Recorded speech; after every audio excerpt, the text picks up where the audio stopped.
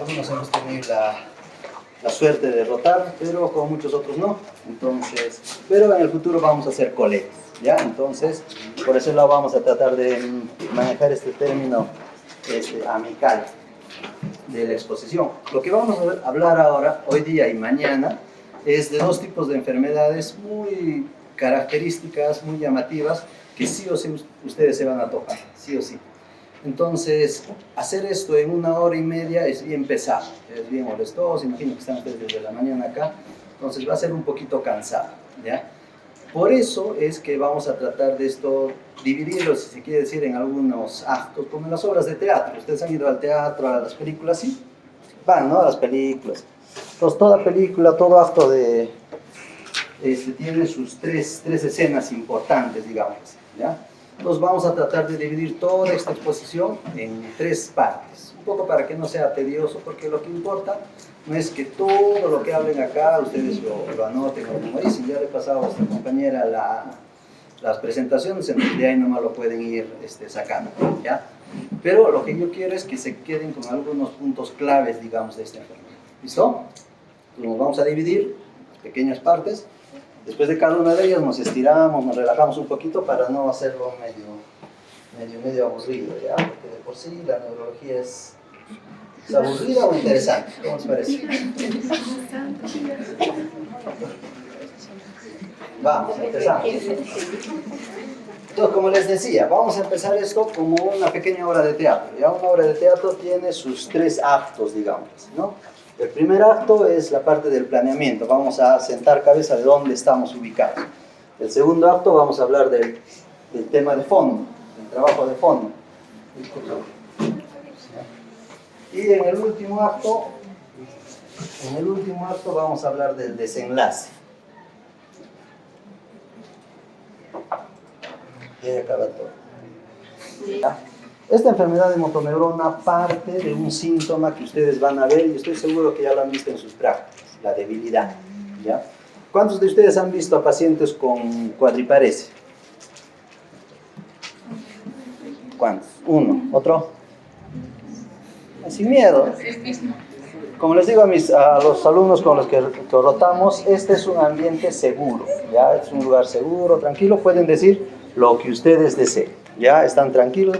Lo más importante, vuestro trabajo en esta etapa de vuestra formación es equivocarse. Ese es vuestro trabajo. ¿Y quién se equivoca? El que se lanza. ¿Y quién se lanza? El que pregunta, consulta. Y si no preguntamos, no nos lanzamos, nunca nos equivocamos y no sabemos si lo estamos haciendo bien o mal. ¿Listo? Entonces, a ver, compañera, ¿tú has visto un casito de debilidad? ¿Qué era?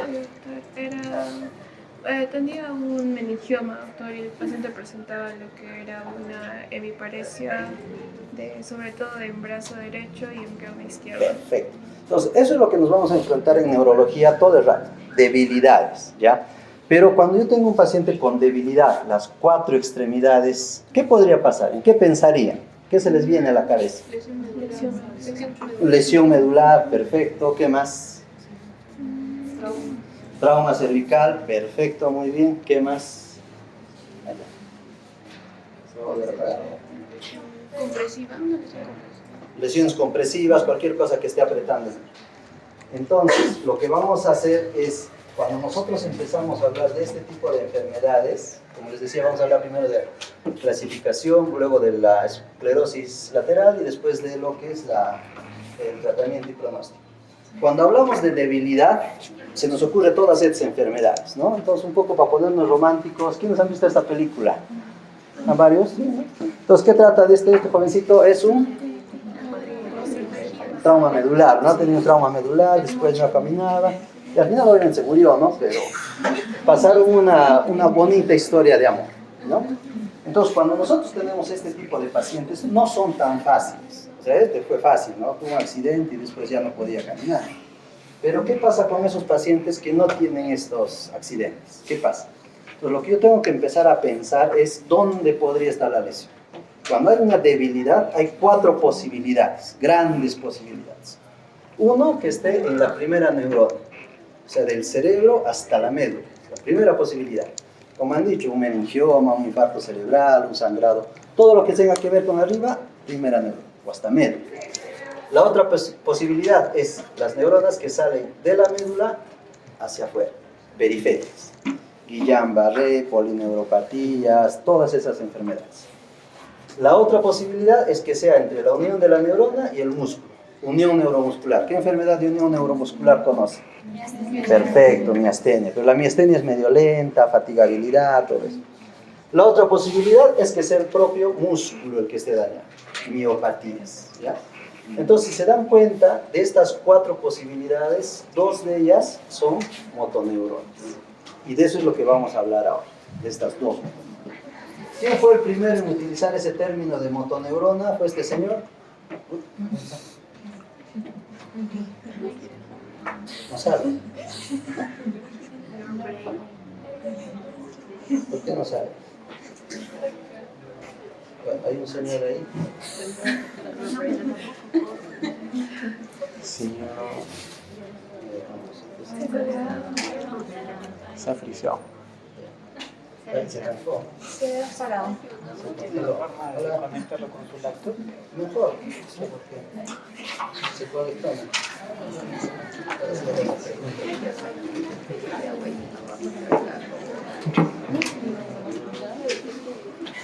¿Verdad? Y plantear básicamente cuál de las dos y estas 2 posibilidades, ¿no? Estas 2 motoneuronas que son las 2 posibilidades. ¿Quién fue el primero que acuñó ese término? Fue este señor, un neurólogo, ¿no? Médico, cirujano británico, Lord Brain. Y si ustedes ven, hay unas revistas de Brain en Estados Unidos de publicación científica neurológica en honor a ese nombre, ¿no? Fue el primero que acuñó el término. Entonces, vamos a hablar ahora para centrar, digamos, en esto, en las motoneuronas. Las enfermedades de motoneuronas, hay 2 posibilidades. Hay un grupo que son hereditarias y hay un grupo que son esporádicas o adquiridas. Las del grupo hereditario, obviamente, están relacionadas con muchas alteraciones a nivel genético. Dentro de esto tenemos las atrofias musculares espinales, la enfermedad de Kelly, la paraplegia espástica hereditaria. Y justamente de esas es la que vamos a hablar en esta primera etapa. Primero nos vamos a centrar en esto, en el tema genético. Desde hace varios años, desde el 95 más o menos, se han empezado a describir los genes que están relacionados con las enfermedades de motoneuronas. El primer gen es este, el SOD1, que tenía que ver mucho con la supervivencia de la célula, ¿ya?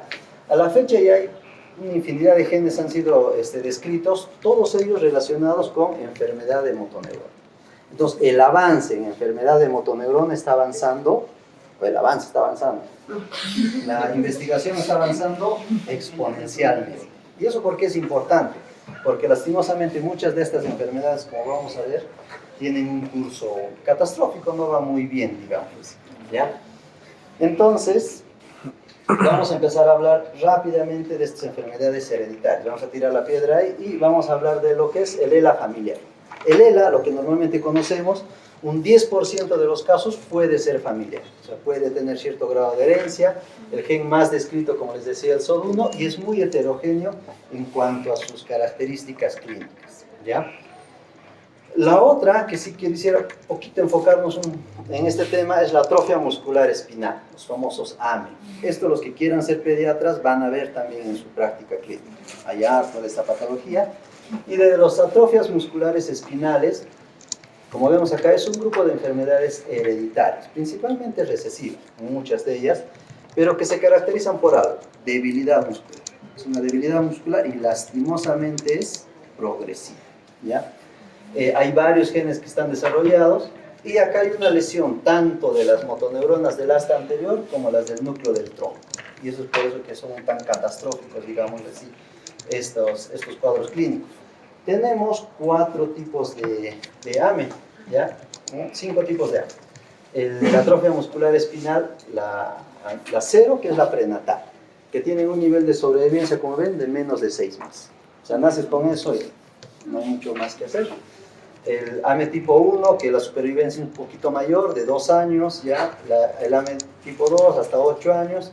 El 3 y 4 son los que todavía nosotros probablemente vayamos a ver, tienen un grado de supervivencia un poquito más alto, ¿ya? Y el 4 que incluso en el adulto lo podemos ver, ¿ya?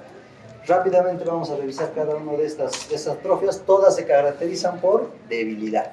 Entonces, veo a un niño hipotónico que no lacta bien, y tiene antecedente de que en la familia hay gente que se muere o hay niñitos que han muerto antes de los 6 meses, probablemente sea esto, una atrofia muscular espinal de tipo 0. Son generalmente hipotónicos, como les decía, no logran levantar la cabeza y están así los chiquitos, no levantan. El pronóstico de vida no es muy bueno, 6 meses y muchos de ellos ya pueden fallecer. El AME tipo 1 nacen normales, lloran, lactan al inicio, pero poco a poco ya se empieza a notar algunos déficits en los hitos del desarrollo. Vemos que este pacientito ya no puede sentar la cabecita, o no puede sostener la cabeza, no logra sentarse y puede fallecer más o menos entre los 3 y 6 meses a lo mucho. En el mejor de los casos podemos lograr que se siente con algún tipo de apoyo, pero igual no tiene una evolución muy buena, digamos, ¿ya? Los otros que llegan un poquito ya a más años, hasta los 2 años más o menos, es el AME tipo 2. Y acá es algo muy característico, estas espalditas, ¿ya? Son las escoliosis. Como tienen tanta debilidad estos niñitos, normalmente tienden a doblar su espaldilla, ¿ya? Son las famosas escoliosis que pueden aparecer. Entonces, si yo tengo un niñito chiquitito que tiene su retraso de desarrollo psicomotor y lo veo que está medio dobladito, hay que plantear esta posibilidad. Y eso es lo importante de estas enfermedades. Si ustedes no las piensan, se les van a pasar de largo, ¿ya? Y se van a morir de neumonía, se mueren de otras cosas. Entonces, la idea es un poco siempre tener en cuenta estas enfermedades, ¿ya? El AME tipo 2, como les menciono, entre los 6 y 18 meses logran sentarse, pero nunca se van a parar, ¿ya? Y esto sí tiene muchas complicaciones ortopédicas, ¿no? Por la escoliosis, miren el grado de deformación pulmonar que va a tener. Entonces, hay que darle un poquito más de soporte a estos niños. El AME tipo 3 es el que sí ya lo logramos ver paraditos, ¿ya? Estos son los que hacen full promoción en la tele y demás.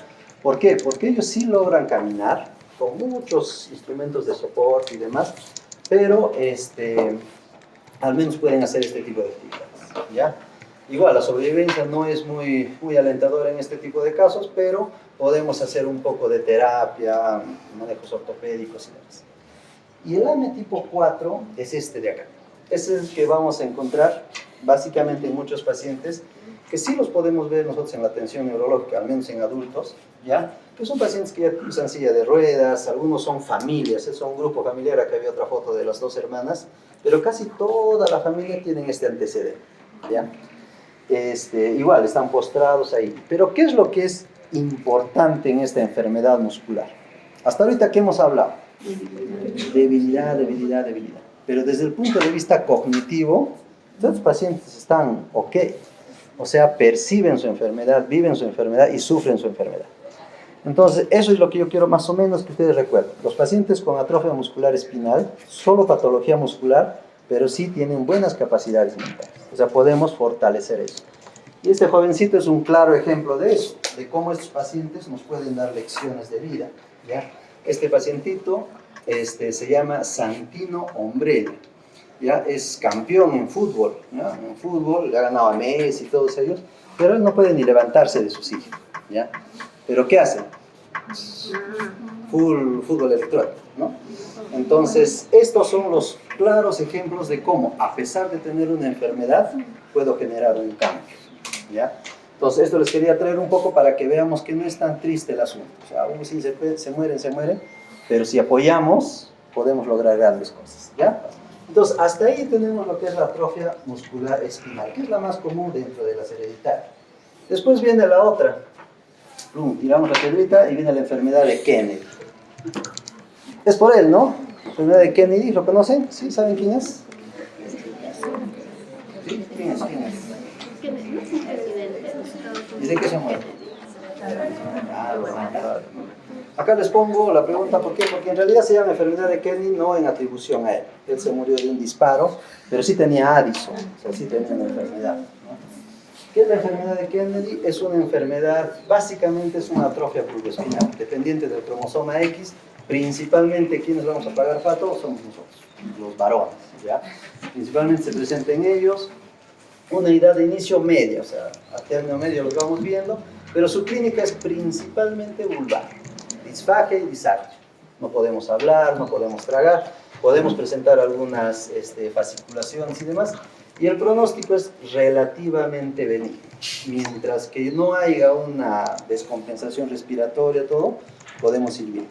O sea, más que todo su clínica es de segunda neurona, no afecta a la motoneurona superior, es más de la segunda neurona. Finalmente, la otra, y con la que ustedes sí se van a topar, sí o sí, es la paraplegia espástica hereditaria. Pacientes que vienen con debilidad de miembros inferiores, ¿ya? Y tienen el antecedente de que alguien en su familia utilizaba silla de ruedas o tenía una muerte precoz, ¿ya? Igualito, es un síndrome progresivo de motoneurona superior, tal cual una mielopatía. Es bien una mielopatía, es exactamente la misma, ¿ya? Hay unas formas puras que solo se afecta a la parte espinal, pero hay otras asociadas a ataxia, retraso mental y demás. El tratamiento lastimosamente sintomático, terapia física, masajes, algunos antiespasmódicos porque se les pone bien contracturada la pierna. Igualmente, es genético, full genes están identificados, ¿ya? ¿Por qué les traigo a colación todos estos temas? Porque muchas de estas enfermedades son las famosas enfermedades huérfanas. O sea, son tan pequeñitas que a veces el Estado, el sector, no les presta atención. Somos nosotros los que tenemos que estar atentos de si está o no está una huérfana para poder acogerla. Por eso que tienen varios días, ¿no? Hay el día en octubre, el día de la paraparesia espástica, también hay el día del ELA, hay el día de la atrofia muscular espinal. Hay varias campañas para tratar de sensibilizar sobre el tema, ¿ya? Entonces, ese es el contexto inicial donde está la enfermedad de motoneurona, ¿ya? Puede ser hereditaria, muy poco frecuente, y puede ser esporádica, ¿ya? Y todas tienen que ver solo con debilidad. Listo. Entonces, con esto acabamos la primera fase de nuestra obra teatral. Ya empezamos primero a planear, ubicarnos dónde estamos. ¿Listo? Entonces, antes de empezar la segunda, nos vamos a parar todos. De allá al fondo, todos vamos a reunir. Párense un ratito, ¿no?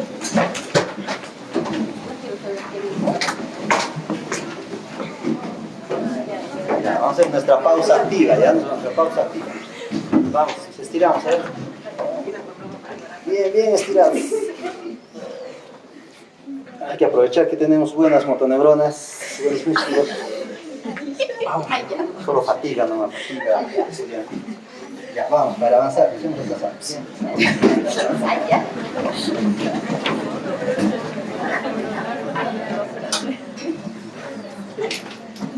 Listo, segundo acto. El segundo acto, ahora vamos a hablar del plato de fondo. Ya hemos hablado del planeamiento, nos ubicamos de cómo estamos, y ahora vamos a hablar del fondo, donde se entrama todo. Ahora vamos a tocar el tema de epidemiología de la esclerosis lateral amiotrófica, el tema de hoy día, la patogenia, los factores de riesgo y la clínica, ¿ya? Entonces, primero, nuevamente regresamos a nuestro cerebrito, donde está nuestra neurona, primera, segunda neurona. Unión neuromuscular y músculo son patologías diferentes. Ahora nos vamos a concentrar en estas dos. ¿Qué es la esclerosis lateral amiotrófica? La esclerosis lateral amiotrófica es una enfermedad degenerativa y es una de las más frecuentes degenerativas de motoneuronas y se caracteriza por una pérdida progresiva de las neuronas motoras del tronco, cerebro y médula espinal, ¿ya? Al decir nosotros degenerativa, ¿qué estamos diciendo? Que sí o sí tiene que progresar. Si no progresa, no es él, es cualquier otra cosa, pero no es él. El ELA es una enfermedad, o la esclerosis lateral amiotrófica es una enfermedad degenerativa. ¿Y alguien de ustedes sabe por qué le llaman ELA? Le regalo los 5 preguntas que me han pedido y se van. ¿Por qué es ELA? ¿O por qué es esclerosis lateral amiotrófica? ¿Qué se les ocurre más? Porque hay una esclerosis de la fibra nerviosa. Ya, está bien, porque hay una esclerosis de la parte lateral que da síntomas amiotróficos. Está muy bien. Es por eso, básicamente. Este señorcito, ¿lo conocen? ¿Lo conocen?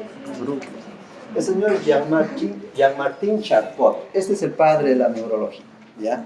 Él en Francia es francés, habla mucho de lo que es la neurología, iba a ser dibujante. Su papá le ha dicho, o eres dibujante o eres médico. La pensó bien, los dibujantes no ganaban plata en esa época, ya tenían que ser médicos, ¿ya? Y ha sido uno de los mejores médicos a nivel mundial y actualmente es considerado el padre de la neurología. ¿Qué es lo que hacían ellos? Mis alumnas van a saber. A ver, alguien. ¿Cómo antes se manejaba la neurología? ¿Cómo eran los estudios clínico-patológicos? A ver, postmortem. Antes, ¿qué hacía en la neurología?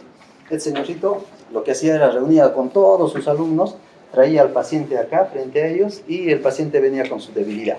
¿Qué tienes? Tengo debilidad, no puedo caminar. Y todos opinaban. A ver, ¿tú qué opinas? No, yo creo que tiene debilidad. A ver, Babinski, revísalo. Lo revisaba Babinski. Y el que no, sí tiene una debilidad. Venía Charcot también. Todos lo revisaban, ¿ya?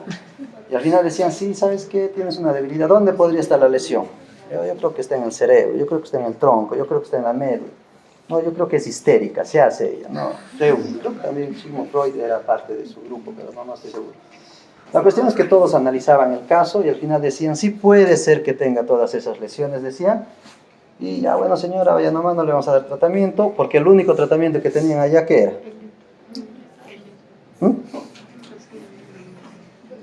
Le pasaban humo, sanguijuelas, cualquier cosa, no había medicamentos, ¿ya? Era súper terapia conservadora, medicamentos naturales, no había gran cosa, digamos, en medicamentos. ¿Qué hacían con ese paciente? Esperaban a que se muera.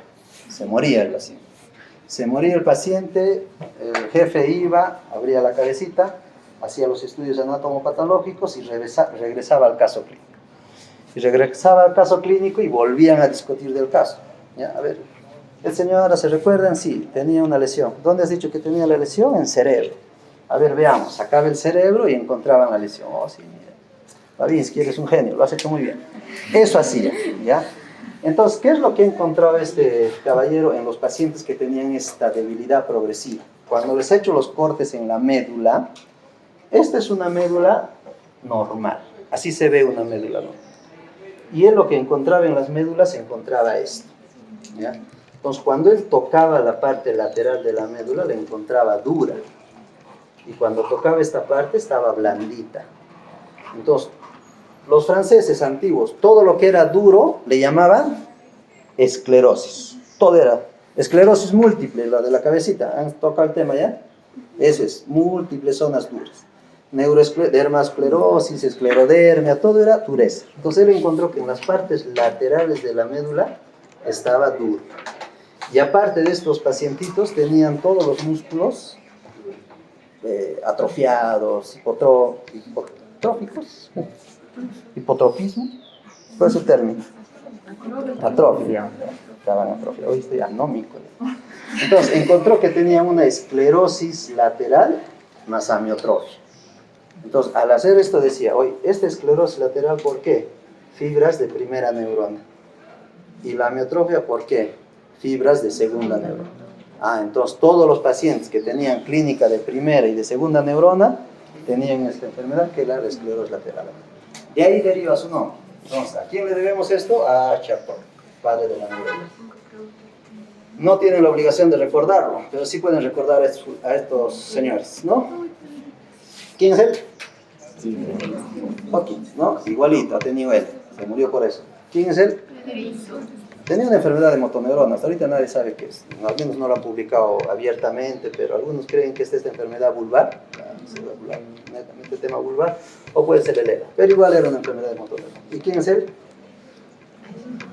Así no lo conocemos. Es un Lou Gehrig. En Estados Unidos este era un beisbolista famoso, entonces también tuvo ELA, ¿ya? Entonces, como era un poco más protagonista y demás, en Estados Unidos le llaman la enfermedad de Lou Gehrig, ¿ya? Pero es lo mismo, es el ELA. Entonces, ¿cuál es la importancia de esto? De que el ELA está en todo lado, no solo en uno u otro sector, muchos de nosotros lo podemos tener. Y justamente vamos a hablar de eso, de la epidemiología. La esclerosis lateral amiotrófica, el 90% de los casos son casos esporádicos. Hay una incidencia por 100.000 habitantes de 1.8, o sea, 2 en 100.000 habitantes vamos a tener ELA probablemente, un poquito más de predominio en varones en relación a mujeres, ¿no? Dependiendo del lugar, puede ser de 1.3 a 1.9 y en algunos lugares, en el norte de Europa pueden llegar a 2.1, pero en general es 2 sobre 1 en mujeres. El riesgo de padecerla 1 en 350 y la edad pico donde se presenta esta enfermedad es entre los 60 y 79 años. ¿Se puede presentar más jóvenes? Sí, ¿ya? Pero es más común en ese grupo de edad. ¿Cuáles son los factores de riesgo para tener ELA? ¿Quiénes vamos a tener ELA probablemente? Hay factores ambientales súper típicos. ¿Cuáles son? Exposición a metales pesados, pesticidas, contaminantes orgánicos, estilo de vida, el tabaquismo, obvio, no hay tabaco bueno, índice de masa corporal bajo, o sea, los flaquitos podemos tener él. Y algo llamativo acá es esto, la actividad física y la ocupación. Se ha visto, se han hecho varios estudios de que vinculan la actividad física con el riesgo de ELA. ¿Ya? Por eso deportistas ellos, o de alto rendimiento, pueden tener este tipo de patologías. Sí, hay una relación directa. Pacientes en servicio militar también. O sea, si alguien le pregunta, ¿cuál sería la única enfermedad donde el ejercicio físico te pone en riesgo? Probablemente se ELA. O sea, si no quieren hacer ejercicio físico, ya tienen una excusa. Me va a dar ELA. Y la otra hipótesis es el gen tiempo-ambiente. El gen tiempo-ambiente. ¿Eso qué significa? Que esto es una mezcla de todas las cosas. Y yo me voy más por este lado. Es una mezcla de muchas cosas, no es solo uno. ¿Ya? Entonces, vamos a los factores de riesgo. Yo quiero que nos centremos en esto de los metales pesados. ¿Por qué? Un poco para generar conciencia. ¿Ya? Este es un estudio que han hecho cómo la exposición al plomo ya puede generar esclerosis lateral amiotrófica. Ya saben que estos block spot están relacionados más que todo con metaanálisis, ¿no? Metaanálisis, varios estudios, y en todos de esos estudios se ha visto que el contacto con el plomo puede causar ELA, ¿ya? ¿Por qué es importante esto? Porque este es un estudio en el Perú, ¿ya? Es de John Astete, ha hecho para ver cómo está la intoxicación en plomo en algunos lugares mineros de nuestra tierra. Y se ha visto que hay lugares en los que sí tenemos mucha contaminación con plomo, ¿ya? Y lo peor es los niños, ¿no? Se ha visto que en Pasco, los niveles de plomo en niños de 1 a 10 años, vemos que está por encima, el valor permitido es más de 10. Más de 10 ya es tóxico. Menos de 10 estamos bien. Más de 10, miren, 36, 27, 22%. ¿Qué concluye este estudio? Que más o menos el 84% de la... Entonces, estamos... 4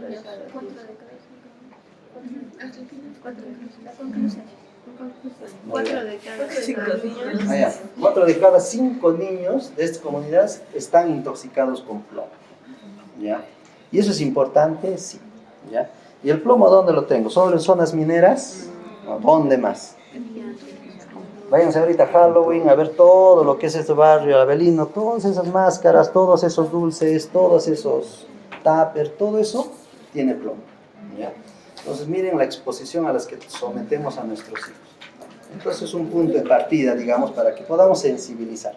Recuerden que mucha de esta charla no solo es saber el conocimiento, sino también tratar de llevar a la población un poco de educación para que tratemos de cambiar estos factores de riesgo, ¿ya? Entonces, ya sabemos los factores de riesgo, ya sabemos la epidemiología, ahora vamos a tratar de saber, de reconocer por qué se produce el ELA, o sea, cuál es la fisiopatología, ¿ya?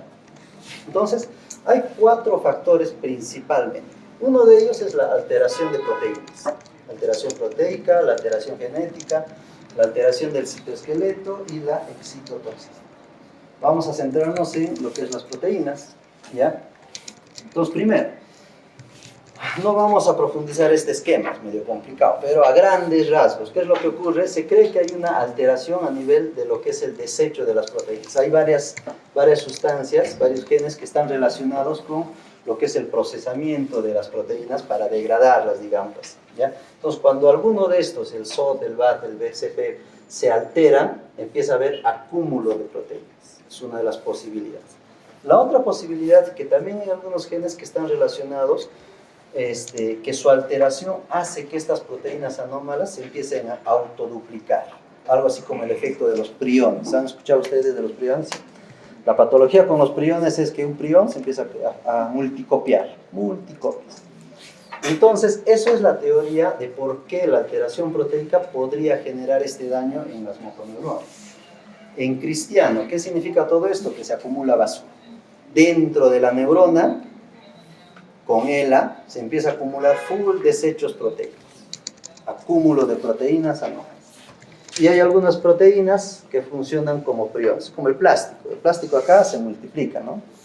El que recicla plástico, se compró su botellita de plástico y con eso tomó su plástico, va con su tupper de plástico a tomar, se va multiplicando, multiplicando, ¿no? Entonces, es una de las causas de la fisiopatología del heno. La otra de ellas es la patogenia genética, ¿ya? Las alteraciones genéticas que pueden haber. ¿Qué es lo que se ha visto?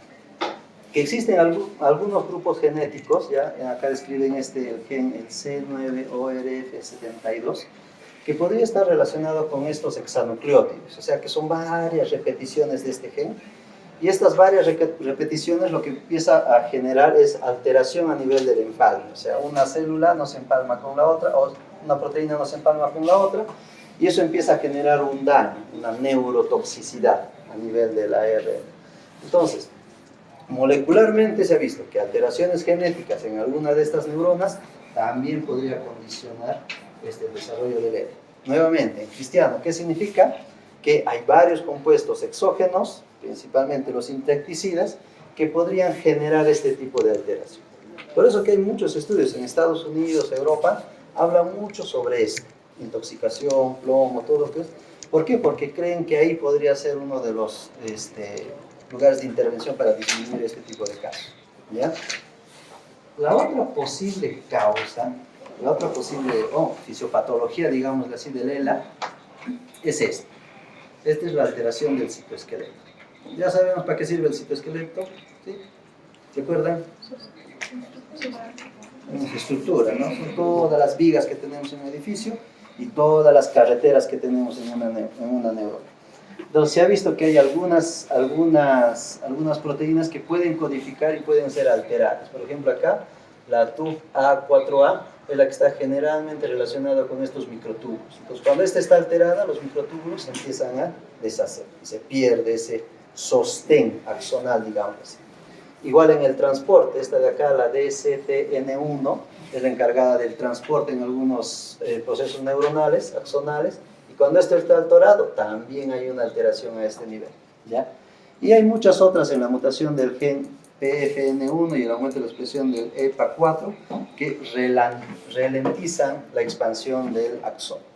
Entonces, alteraciones a nivel de citoesqueleto también pueden generar daño a nivel de la nucleotido. ¿Cómo lo podemos traducir esto? En esto. En el mundo siempre hay algún desubicado que empieza a bloquear el tráfico, y eso es lo que ocurre en el ELA también, ¿ya? Ustedes saben que ¿dónde se produce toda la alimentación del axón, de la neurona? En el cuerpo neuronal. Entonces, para alimentar a todo ese axón, tiene que estar tu citoesqueleto completo. Si veo que estás bloqueándose en algún lado, va a empezar a haber una lesión a nivel neuronal. Y obviamente, si la estructura está mal, obviamente esa neurona es súper débil. Cualquier cosita la va a dañar. Y finalmente, la otra causa, la otra que está viéndose, es esta. Y es la que está de moda ahorita, la excitotoxicidad. ¿Han escuchado la excitotoxicidad? ¿Sí? Ahora vamos a participar. ¿Qué creen que es excitotoxicidad?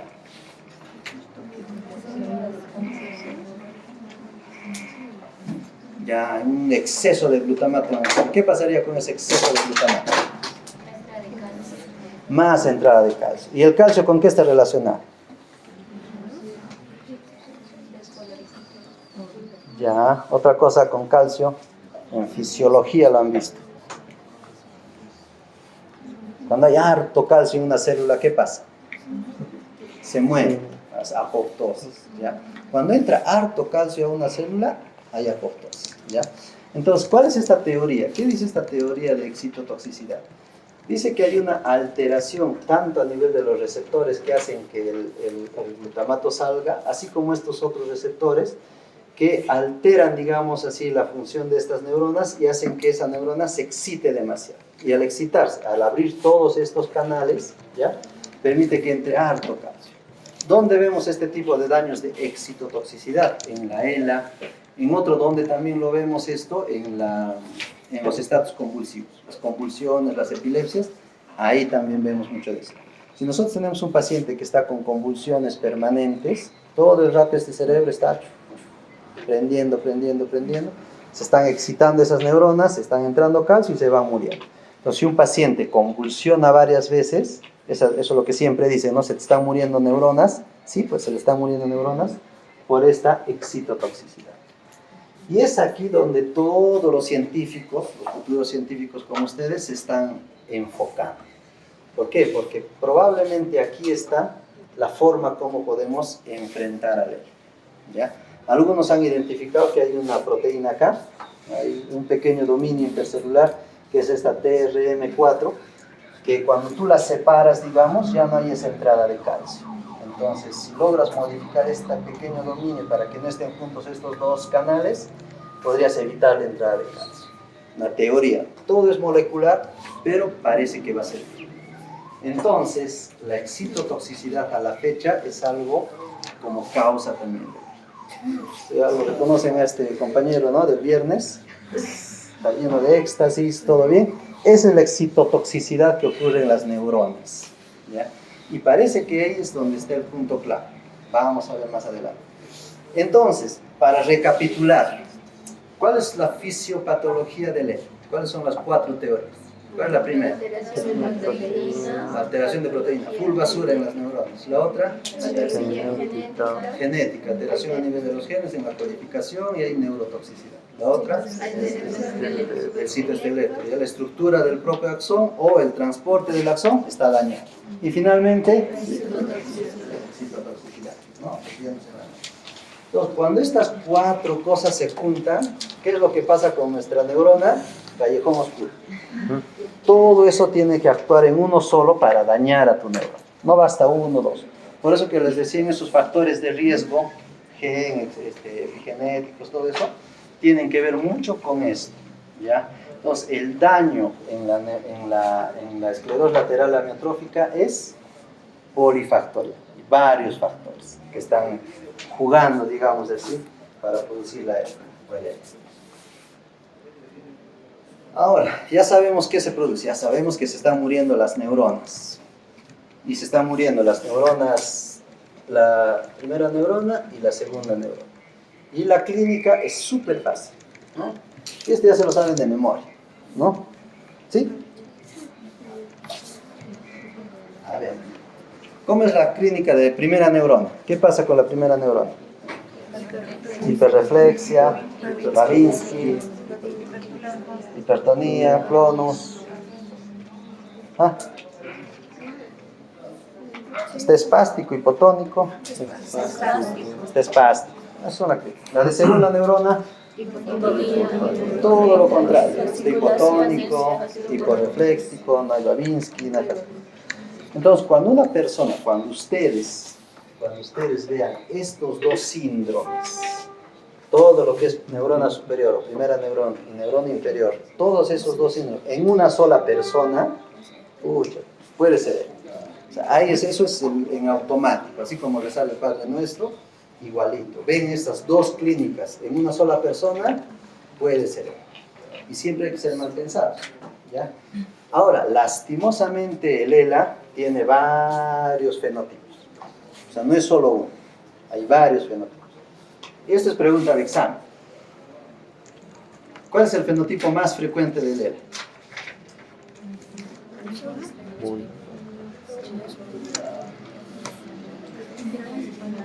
El espinal. Esta es pregunta de examen. Entonces, esta es una pregunta de examen. El espinal. ¿Qué es lo que pasa con el espinal? La debilidad a nivel de miembros inferiores y miembros superiores. Y tienes una mezcla, ya sea de primera y segunda neurona, el verde, o puede ser arriba nomás la segunda neurona y abajo la primera neurona. Pero abarra los dos, las famosas cuadriparesis. ¿Cómo viene el paciente? ¿Cuál es la historia del paciente? El paciente viene principalmente por esta sensación de debilidad. Doctor, estoy caminando y cada vez me siento un poco más cansado, más débil. No tengo fuerza. Antes lo hacía, pero ahora ya tengo un poco más de debilidad. Esa es su historia. O algunos vienen con la idea de la cabecita, ¿no?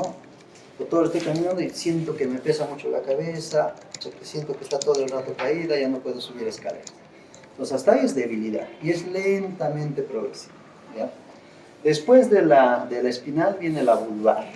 en la que predominantemente son clínica del bulbo. ¿Cómo vienen los pacientes? Con dos posibilidades, o disártricos o disfágicos. Generalmente porque se atoran, principalmente con líquidos. Están tomando líquido y todo el rato están tosiendo. Están hablando diferente, tienen una voz medio gangosa, ¿ya? Porque se les empieza a tapar todo, ¿ya? Y ellos vienen muchas veces por estos atoros o neumonías a repetición. Y cuando uno va preguntando si tienen esta disartria, ha cambiado la forma de hablar, y eso está progresando con el tiempo, ¿ya? La otra, ¿cuál es la que le sigue? Miembros inferiores. Esta de acá, ¿no?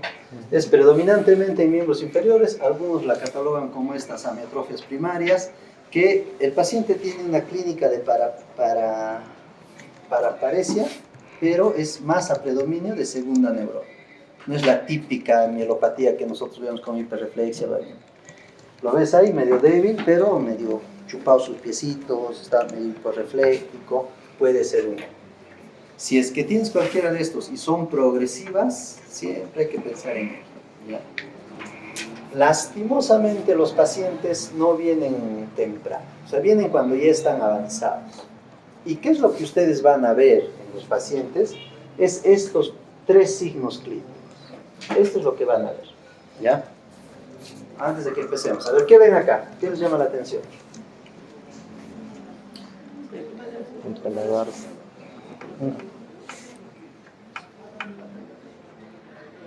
Nada, porque está disártico, ¿no? Abre la boca y no hay parálisis, ¿no?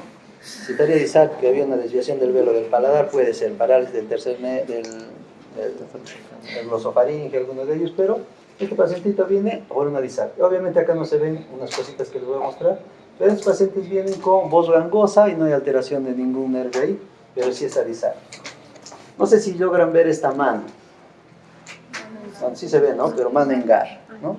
¿Cómo es la mano en garra? En garra, pues. Toda esta parte de acá la ven bien atrófica.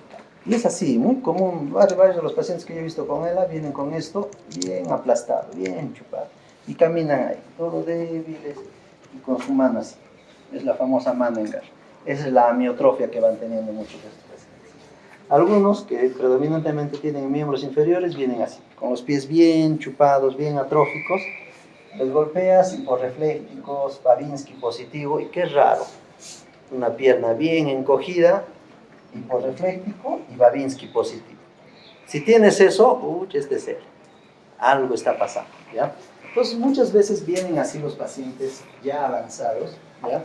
Con básicamente inicio vulvar, como les decía, o disartria o disfagia, bueno, y la cialorrea que viene de segundo. Como no puedes pasar los alimentos, los líquidos, empiezas a tener estas alteraciones. Estas lastimosamente son las de peor pronóstico. Como están tan acá pegaditos en el bulbo, mueren rápido, ¿ya? Las cervicobraquiales con la famosa mano en garra, hay atrofia a nivel de estos músculos hipotenares, es la mano de Aran Duchenne, dice. Y el lumbosacro, como les decía, las pie caído, se van tropezando a cada rato, y son las pseudoparalíticas, porque los ves en silla de ruedas, pero con su Babinski positivo, ¿ya? Pero lo que sí hay que grabarnos en ELA, ojalá que se vea este videito, Dios quiera que sí. Ustedes me dicen qué ven. A ver, veamos. Si se ve.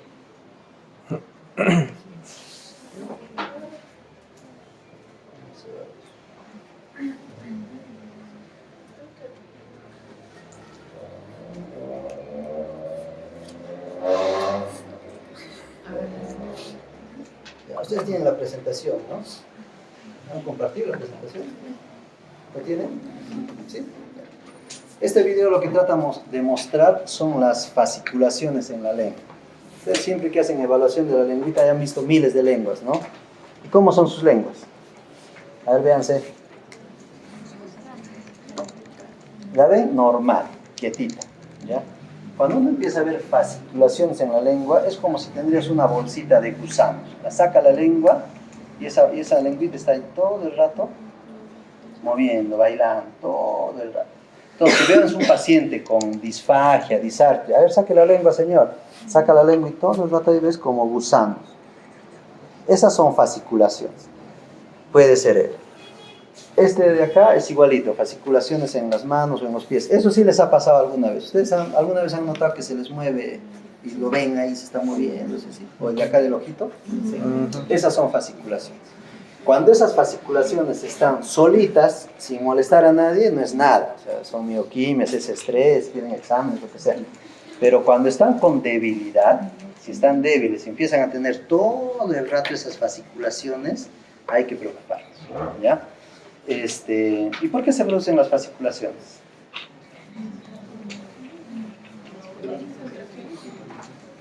Ya, contracciones involuntarias. ¿Pero por qué? ¿Por qué creen que se producen las fasciculaciones? Por la segunda neurona. Cuando hay alteración en la fasciculación, significa que hay signos de denervación. Y eso es importante conocer.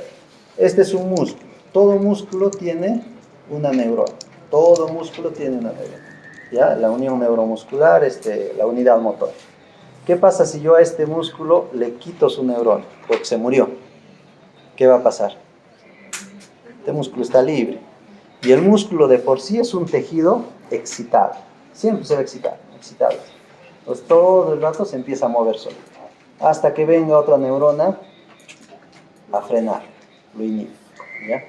Entonces, ¿ustedes han visto las parálisis faciales? ¿Sí? ¿Qué pasa con la parálisis facial? Hay un nervio, se paraliza, la mitad de este lado de la carita no se mueve.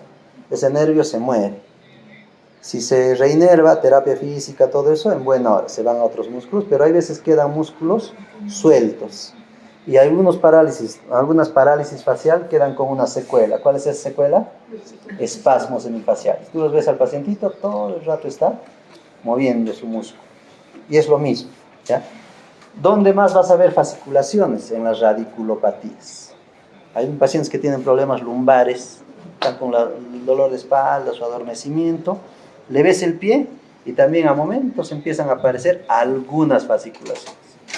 Pero le hace el resto del examen normal. Entonces, ¿cuándo yo tendría que tener miedo a una fasciculación? Cuando hay debilidad y cuando hay clínica de primera neurona. Ya sabemos que la fasciculación es segunda neurona. Si a esa segunda neurona le añado clínica de primera neurona, ya fuimos, algo está pasando. Clínica de primera neurona, ¿cuál es? Hiperreflexia y Babinski. Y obviamente la debilidad que todo. Entonces, ustedes, y esto es la otra pregunta de examen, si en la clínica veo paciente con clínica de primera neurona y fasciculaciones permanentes, es altamente sospechoso de él. Altamente sospechoso de él. Entonces, cada vez que venga un paciente con debilidad, golpéenle con su martillito el músculo. Y mírenlo atentamente. Porque la fasciculación tampoco no va a venir, ay, mire, estoy fasciculado. Ese paciente ni cuenta se da, ¿ya? Entonces, viene con debilidad, le golpean, va a ver si está fasciculando. Si no está fasciculando, ya, pues, cualquier otra cosa. ¿Ya?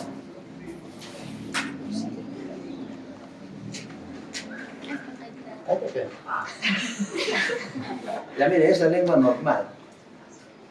Y es un ejemplo de varias lenguas medio normales. ¿Ya? Ponle por acácito.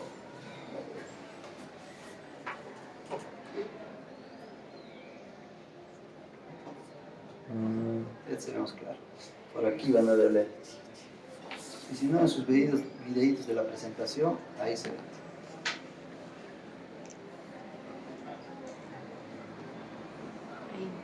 Ese temblorcito no es que quiere meter, ¿no? De rato está moviéndose.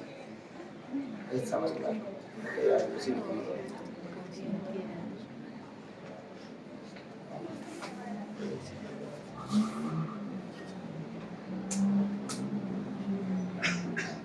Ahí al fondo igual.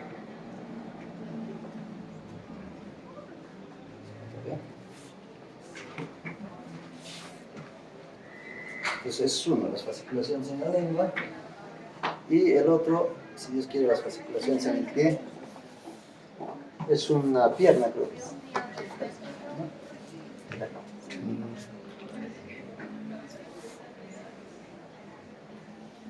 Bueno.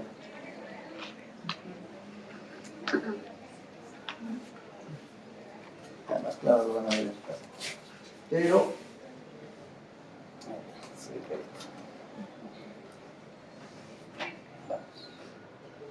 Ahora, eso es algo importante. Uy, ¿qué se ha pasado? Eso es algo importante, pero en los últimos años, si uno leía exposiciones de antiguas, ¿no? Hace 20 años, digo antiguas, o hace 15, 20 años, y lo que yo les decía al inicio, todas las enfermedades de motoneurona son principalmente motoras, ¿no? Pero se ha visto que el ELA no es tan así. Se ha visto que en el ELA hasta un 35 y 50% de los pacientes ya pueden tener alteraciones cognitivas o conductuales. Y eso sí es importante, ¿ya? Igual, pregunta del examen. ¿Cuánto por ciento de los pacientes con ELA pueden tener alteraciones cognitivas? Desde el 35 al 50%, ¿ya? ¿Cuáles son esas alteraciones? Puede ir desde deterioro cognitivo, alteración en la fluidez verbal, en la atención, en la inhibición, en la memoria de trabajo, todo eso. Pueden llegar a tener alteraciones de la conducta, y este es uno de los síntomas más frustrantes, digámoslo así. ¿Alguna vez han visto una parálisis pseudobulbar? ¿Sí? O un pacientito con hartos infartos en la cabeza. ¿Alguien ha visto? ¿Conocen la película Joker? ¿No? ¿Sí? ¿No? ¿El Guasón? ¿No? El Guasón. Que se reía de la nada, ¿no? Más o menos son las parálisis pseudobulbares. ¿Qué es la parálisis pseudobulbar? Es esta labilidad emocional, esta incontinencia emocional. Tú lo ves al paciente hablándote y te está hablando y de un momento a otro se pone a llorar, pero se pone a llorar con sentimiento. Oye, ¿pero qué? Si solo te he dicho que me voy a casar. Y después se empieza a reír, de la nada, pero se ríe pues a carcajada. Y está loco, ¿no? No podría pensar. Pero lastimosamente muchos pacientes que tienen lesión bilateral de la vía piramidal pueden tener esto. Pacientes con ELA, pacientes con infartos múltiples también tienen este tipo de patología. La labilidad emocional es uno de los cambios conductuales que inicialmente puede presentarse en el ELA. Antes no lo reconocían o no lo describían, pero ahora ya se sabe que sí se puede presentar. Y hay un grupo más reducido de pacientes, un 15%, que pueden tener cuadros de demencia frontotemporal. Cuando ustedes vean a un paciente de demencia frontotemporal es súper bonito. Es súper bonito, súper alentador para ustedes, porque clínicamente tiene muchas cosas, para el paciente no es tan bueno. ¿Cómo ven al paciente con demencia frontotemporal? Está completamente antisocial, ¿no? Antisocial, apático, tiene estos cambios en la conducta, tienen esta plasticidad seria. Tú lo pones en esta posición, todo el día puede estar en esa posición, no se mueve. Lo jalas, tiene su reflejo palmometoneal, súper interesante. Ya, entonces hasta ahí tenemos lo que es la clínica de la esclerosis lateral. Ya acabamos esta segunda parte, un poquito para descansar. Si quieren salir, si nos tomamos unos 5 minutitos, porque está cargándose la niña, ¿ya? 5 minutos, regresamos, ¿ya? Vayan al baño. A retomar, ¿ya? Este es el acto final, vamos a hablar del desenlace. Vamos a ver cómo diagnosticamos los casos de ELA, el tratamiento y el pronóstico. A ver, empezamos.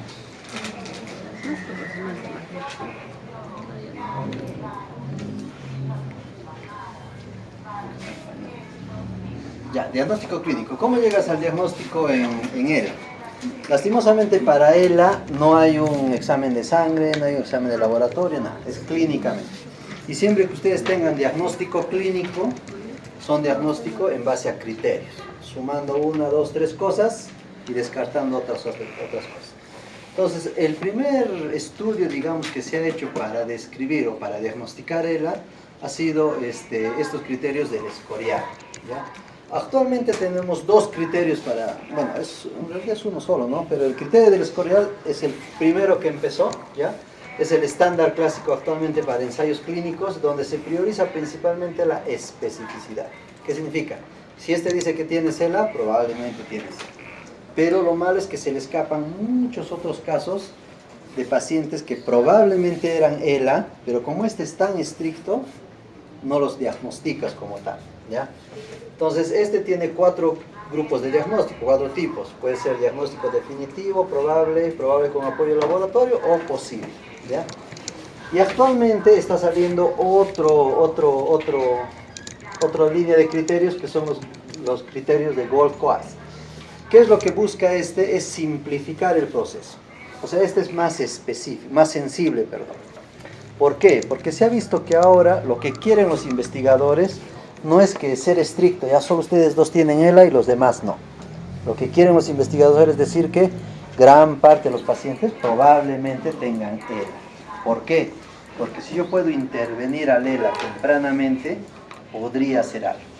O podría investigar un poco más. Yo necesito también, porque los dos solitos se me mueren rápido. Yo necesito más gente para investigar.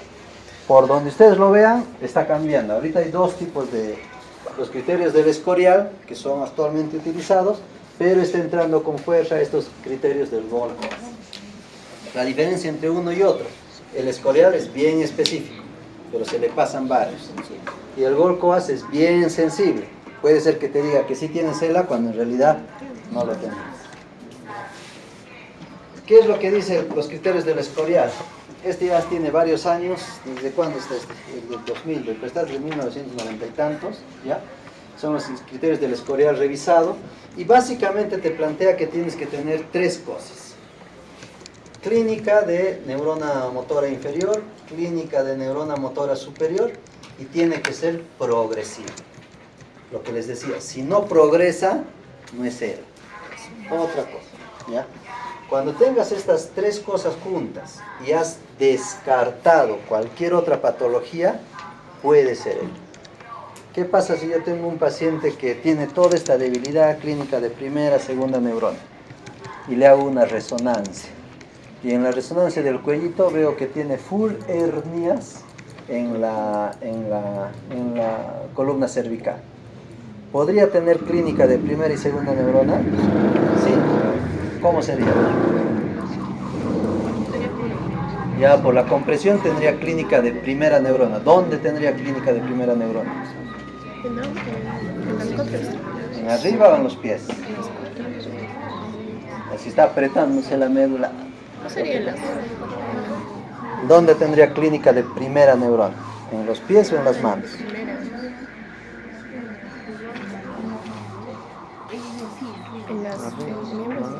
¿En cuáles miembros? ¿Superiores o inferiores? Inferiores. Ya. Generalmente ocurre eso. Aquí está la médula, todo el trayecto de la primera neurona, toda tu debilidad de acá es por esta mielopatía. Pero tendrías que tener clínica de segunda neurona, ¿dónde? En los miembros superiores. A veces eso es un error también, y eso es uno de los principales que tenemos que descartar. Por eso hay varios pacientes que tienen debilidad, y ustedes van a ver que los neurólogos le pedimos resonancia cervical. ¿Por qué? Porque tengo que descartar que no sea un canal estrecho, ¿ya? ¿Por qué? Lo ves al paciente, Babinski positivo y fasciculaciones en toda esta mano. Hasta mano en garra pueden tener. Pero tiene solo clínica de segunda acá y solo clínica de primera acá. Le haces la resonancia y era un canal estrecho. Lo operas y está vivo. Pero si no haces eso, le dices ELA, se deprime y se muere. Y no ayudamos, ¿no? Entonces, en el escorial tienes que descartar otras patologías. Full intoxicación con plomo, se ha intoxicado con plomo, minero, y viene con su debilidad, sus paraparesias, todo, también puede tener clínica de ELA. Todas sus motoneuronas se han muerto. Pero ¿cuál es la característica de estos? Es que no van a progresar. Están ahí, débiles, pero no progresan. Dale, ¿ya? Entonces, el otro criterio es descartar otras posibilidades. Y tiene que haber evidencia de imágenes de otras enfermedades o procesos que podrían explicar el cuadro. Otra de las cosas que pide el escorial, no necesariamente pide, pero sí lo hacemos muy comúnmente, es estudios de electromiografía. Los que han rotado neurología seguramente ya han visto estos estudios de electromiografía con agujita que les ponen, ¿no? Qué pena. Entonces, ¿qué es estos estudios de electromiografía? ¿Para qué sirven los estudios de electromiografía? Es para ver nervios periféricos, solamente es eso. Muchas veces, ¿qué es lo que pasa cuando nosotros atendemos a los pacientes? Ves al paciente con debilidad, está su debilidad generalizada, tiene su manito un poquito más flaca, pero no llegas a ver sus fasciculaciones. O sea, sí lo ves hiperrefléctico, está con su Babinski, pero parece que no hay nada de clínica de segunda neurona. Puede ser que recién está empezando. Recuerden que cuando recién está empezando, los músculos están gorditos, está todavía bien, esto no está muy atrófico. ¿Cómo decirle a ese paciente tiene o no tiene? Justamente para eso es que pedimos estos exámenes de electromiografía. ¿Qué es lo que hacemos? Lo llamamos al paciente y lo empezamos a torturar. ¿Cómo lo torturamos? Le pasamos corrientitas en las manos. Corriente en las manos para ver cómo está el nervio. Le pasas la corriente, el nervio funciona bien, no es nervio. Algo está pasando. Pones aguja y le empiezas a pinchar. Le pinchas y eso es un signo neurofisiológico de ver clínica de segunda neurona. Cuando ustedes le pinchan con la agujita, ese músculo empieza a hacer unas ondas que nosotros llamamos positivas. Todo el rato está tuc, tuc, tuc, tuc sonando o está haciendo fibrilaciones. Clic, clic, clic, clic, clic, clic, clic, clic. ¿Qué significa eso? Que ya hay clínica de denervación. ¿Y qué hemos dicho? Que cuando hay denervación significa segunda neurona. Entonces ya tengo evidencia. Con mi examen físico, primera neurona, y mi examen electrofisiológico, segunda neurona. Ya es él. Entonces, eso es lo que nosotros tenemos que hacer. Si ustedes se enfrentan a un paciente que tienen sospecha de que es ELA, pues hay dos tareas para hacer. Su resonancia y su electromiografía. Se lo mandan a cualquier neurólogo para que lo haga. 350 soles por miembros inferiores. Entonces, los criterios del Escorial te plantea 4 posibilidades. Definitivo es cuando tienes todo eso. Evidencia de signos de motoneurona superior e inferior en la región vulvar, o sea, en la lengua también le metemos la agujita, y al menos 2 regiones espinales, o miembros superiores, o miembros inferiores, o dorsal. Cualquiera de esos. Si es que tienes en esas 3 regiones, vulvar y cualquiera de estos 2, es cero, no hay mucha discusión. Probable, o sea, puede ser, cuando tienes estas 2, miembro motoneurona superior, motoneurona inferior, en al menos 2 regiones. Si lo tienes en acá, en los pies y en las manos, puede ser ELA. Pero como les decía, la de primera neurona tiene que estar en las manos. Si yo tengo la de primera neurona en los pies y segunda neurona en las manos, puede ser un canal estrecho. Pero si lo tengo al revés, imposible que sea un canal estrecho, no hay forma. ¿Ya? El otro, probable con laboratorio, lo que les decía, los estudios de electromiografía, al menos tienen que tener alguno de esos criterios con aguja. Y el posible cuando en una sola región lo tienes. ¿Ya? Entonces, como el ELA, los criterios del Escorial, para diagnosticarle ELA tenías que tener estas 3 áreas, muchos de los pacientes se escaparon. Tal vez solo tenía su ELA vulvar, nunca iba a tener en las manos, nunca iba a tener en los pies, y no lo diagnosticaron. Es por eso que han aparecido estos autores y han dicho no puede ser. Entonces han planteado estos nuevos criterios del ELA, el señor Jeremy Schaeffer, ¿ya? Y entonces plantó estos criterios del Gold-Coast, ¿ya? Ellos plantean que o tienes o no tienes ELA, nada más, ¿ya? Es deterioro motor progresivo documentado por historia clínica o la evaluación, ¿ya? Presencia de disfunción de motoneurona superior, motoneurona inferior en al menos una región del cuerpo. En al menos una región observada, o disfunción en miembros inferiores en al menos 2 regiones del cuerpo, ¿ya? Y obviamente investigaciones que excluyan otras patologías. Si se dan cuenta, este es más... Vengan conmigo, o sea, tengan ELA. ¿Ya? Entonces, las 2 diferencias entre ellos es, uno es más específico y el otro es más sensible. Lastimosamente a la fecha, ninguno de los 2 considera los cambios cognitivos. ¿Ya? Probablemente en el futuro alguien sí lo va a considerar, ¿ya? Pero a la fecha todos están enfocando en temas motores, nada más. Lo que les decía, ¿en qué nos sirven las resonancias? La resonancia de cabeza no nos sirve en nada, el cerebro no sirve en nada. Algunos investigadores dicen que sí puedes tener hiperseñales a nivel de los haces piramidales, todo eso, pero en general no te sirve para nada, a menos que quieras descartar otra patología. O sea, tiene una debilidad predominantemente en el hemicuerpo derecho, puede ser un tumor, algo de eso, ¿no? Pero a grandes rasgos no nos ayuda mucho, la cervical nos es más útil, ¿ya? Los estudios de electromiografía, lo que les decía, es clave para confirmar daño de segunda neurona. Hay otra cosa que me olvidaron, antes que lleguemos a esto. ¿Qué otros síntomas puede tener el paciente con ELA? Ahorita hemos hablado solo motor. Otra de las cosas que te aleja de la posibilidad de que sea ELA es que este paciente venga con síntomas sensitivos. Si viene con adormecimiento, hormigueos, punzadas, hay que dudar. El ELA es netamente motor en cuanto al sistema periférico. Pero sí tienen otros dolores estos pacientes. ¿Cuáles son? ¿Cuál creen que son sus quejas de dolores en estos pacientitos? De clínica de segunda neurona.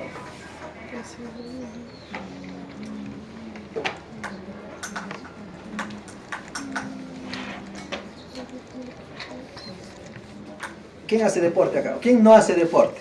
Ya mejor. ¿Quiénes no hacen deporte? ¿Tú deportista? No. Cualquier deporte. A ver, ¿quiénes no hacen deporte? Ya bueno, ¿quiénes hacen deporte? Tampoco. Nadie. ¿Qué hacen? Ya, a ver. Los que hacen deporte, saben ustedes el tema, yo no hago nada de deporte, pero los que hacen deporte, antes de hacer deporte, ¿qué hacen? Calientan. Y si no calientan y se ponen a jugar, ¿qué pasa? Calambres, Respira. estirones, ese tipo de cosas. Los pacientes con ELA están más o menos parecidos. O sea, están tan débiles, no hacen nada y empiezan a hacer sus actividades y se empiezan a calambrar. Y muchas veces ese también es el otro síntoma con el que viene. Calambre. Doctor, estoy débil y en las noches me estiro un ratito y se me pone duro. Y si vienen por eso también tenemos que identificar. Entonces, cuando nosotros hablamos de síntomas sensitivos, nos referimos a adormecimiento, punzadas, ese tipo de cosas. Pero el calambre es más que todo por la contracción muscular, en un músculo que ya está empezando a atrofiarse. Y eso es una de las quejas también. No hay que confundir, no es que es un tema sensitivo. Antes que se me pase. Entonces, con eso ya hemos terminado o hemos visto qué es la esclerosis lateral amiotrófica, ¿no?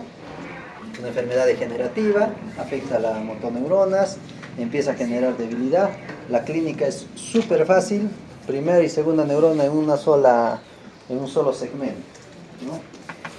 Han gastado conmigo casi 1 hora y media de sus vidas para hablar de una enfermedad que todos sabemos el pronóstico. ¿Cuál es el pronóstico de esta enfermedad? Bueno, malo, ¿no? Entonces se va a morir. ¿Y qué sentido tiene estudiar medicina, estudiar tanto tiempo para alguien que se va a morir? ¿Por qué? Aliviar la vida. Que se muera feliz. Retardar. ¿Ah? Retardar. Eso es lo sombrío de Lela, ese es el desenlace, digamos, de nuestra obra teatral. El desenlace que el tema es inevitable. O sea, el paciente se va a morir. ¿Ya? Se va. No hay vuelta que dar. Entonces, ¿para qué nos rompemos la cabeza si este paciente se va a morir? Y acá entra el tema emocional, sentimental. ¿Lo recuerdan los millennials? A ver, ustedes están es de vuestra edad. ¿Alguien lo ha visto? ¿Lo conocen? ¿No? ¿Ven Netflix? Sí. ¿Sí? ¿No lo recuerdan? Ya. Yo tampoco lo conocía hasta que mi hijo me lo presentó. Es un famoso youtuber, dice. Pero él no quería ser youtuber, es bloguero. Los que escriben sus blogs, todo eso. Es Leveling, ¿no? Leveling, ¿ya? Entonces, él es su papá, ¿ya? Es un pacientito, no tiene ELA, no ha tenido ELA, él tenía un tipo de distrofia muscular y su pronóstico era el mismo, se iba a morir. O sea, hasta sus 20 años iba a empezar a agotarse tanto sus músculos que se iba a morir. Algo muy parecido a él, ¿ya? Él nació con una enfermedad que a medida desde chiquito nació bien, jugaba bien, corría bien, pero poco a poco se caía. Lo revisan y tenía su distrofia muscular. Y su distrofia muscular iba a condicionar que esté en silla de ruedas, poco a poco empieza a deteriorar y en algún momento iba a dejar de respirar y se iba a morir, ¿ya? Entonces, ¿qué es lo que decía su papá en una de las entrevistas? Él decía que pensábamos que había vivido una vida solitaria, porque solo estaba en su silla de ruedas, sin experimentar el amor, ni ser importante, ni marcar una diferencia en la vida de otras personas. Porque ellos eran todo lo que veían. Lo veían en la casa, en su silla de ruedas. Lo veían en su cuarto, en su oxígeno. Ahí botaban, frente a la computadora. ¿Ya? Entonces, ¿por qué lo traigo acá a colación? Porque este jovencito nos enseñó algo, ¿ya? Este es Leveling y este es su avatar en un juego de Warcraft, ¿no? Y en ese juego de Warcraft él era él, así él se percibía, ¿ya? Jugaba todo el rato, obviamente, pues no le vas a castigar que no vaya a jugar. Entonces, lo que le compraban es una computadora y estaba todo el rato jugando. Y jugaba, pues no, empezó a jugar ahí. Sus papás venían y lo veían jugar. Y como bueno, les daba pena, bueno, qué pena el chico que siga jugando nomás, porque total, ¿qué más? ¿No? Jugaba. Años jugando hasta que se murió. Un día vino y se murió.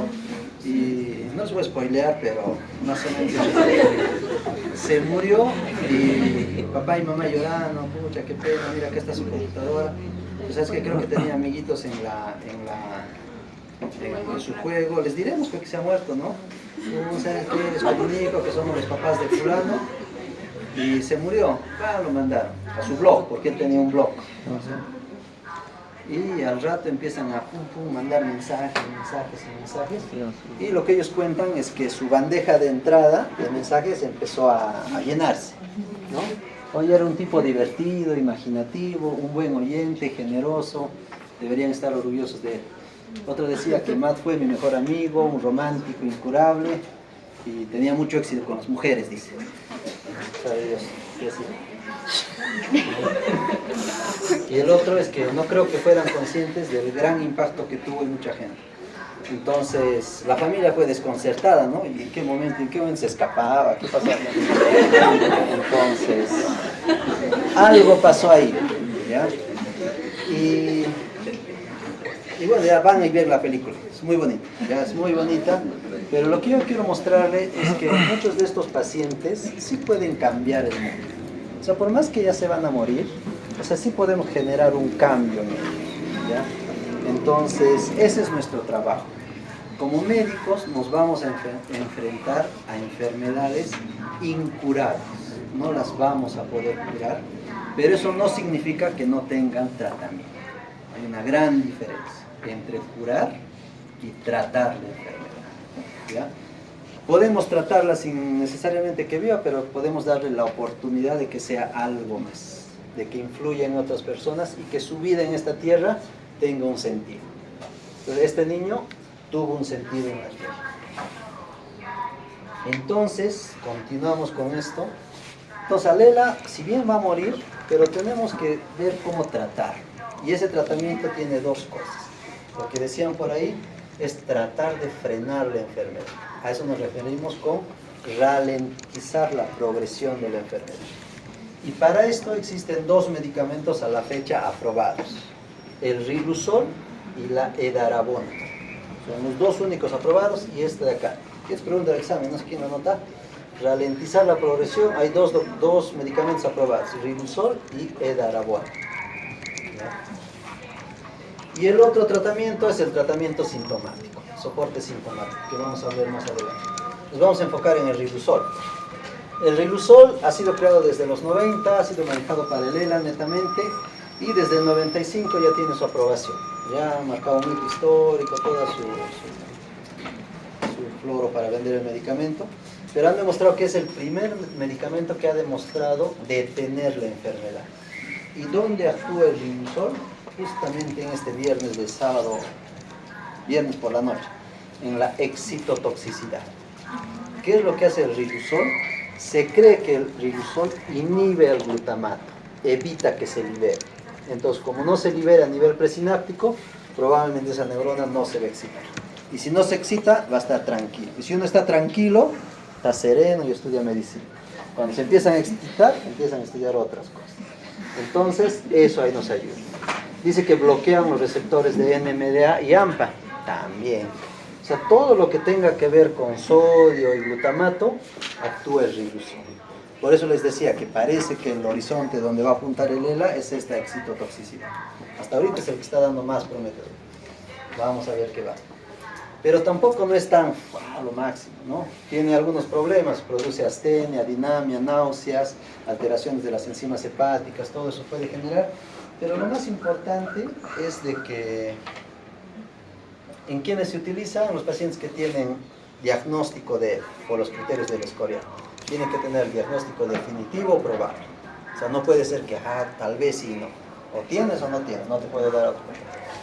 Tienen que tener al menos 5 años de la enfermedad. No, síntomas presentes por menos de 5 años, pues nadie va a sobrevivir de 5 años, ¿no? Menos de 5 años, función respiratoria mayor de 60% y no tiene que tener traqueostomía.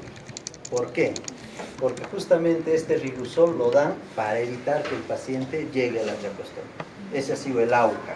Cuando han hecho los estudios clínicos, han visto qué pacientes llegan a traqueostomía, en él no sirve el ECMO. Pero si no llegas a traqueostomía, parece que sí funciona.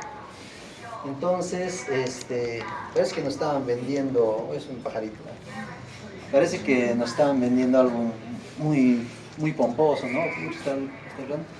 Entonces, cuando hay este tipo de medicamentos muy pomposos, muy caros, que parece que son la panacea, despierta las alarmas en los investigadores. Y los investigadores dicen, no creo, será, no será. Y es por eso que hay varios autores, Miguel uno de ellos, que ha hecho un metaanálisis, ha buscado todos los estudios clínicos, documentos, todo, que tenga que ver con la eficacia del Riluzol para prolongar la supervivencia. Han dicho que es raro, es un medicamento tan caro y dice que está curando a las personas, a ver, hay que investigar. Han hecho una investigación en todas estas bases de datos y han hecho un metaanálisis. Y en ese metaanálisis, ¿qué es lo que han encontrado? Que efectivamente a los pacientes que les daban Riluzol versus a los que no los daban, o sea, el paciente con droga en rojo y el azul que le daban solo placebo, todos iban a morir. O sea, todos se morían a los 18 meses de seguimiento, pero a los que les daban el medicamento se morían menos, un poquito, 30% menos que el otro. Ya es algo. Entonces sí han demostrado que efectivamente el Riluzol funcionaba, pero no funcionaba tanto como lo deseamos. ¿Qué es lo que hace el Riluzol? Te prolonga la vida entre 6 y 24 meses. En el mejor de los casos, 2 años te podría prolongar el uso de la traqueostomía. En general, 6 meses. Por eso que muchos no optan por dar esto. A veces dicen, va a darle 6 mesecitos de vida, ¿para qué gasta plata? No sé, si hay interpretación de cada uno de los casos. La dosis 50 miligramos 2 veces al día y la media en general de sobrevida son 17 meses. Pero acá dice 24 años, pero son muy poquitos. La gran mayoría a los 17 meses ya se muere, usando el Riluzol. ¿Ya? Entonces, ¿cuál es el tratamiento? Nos ha roto el corazón. No había forma de detener la enfermedad, pero sí hay algo que vamos a poder hacer nosotros.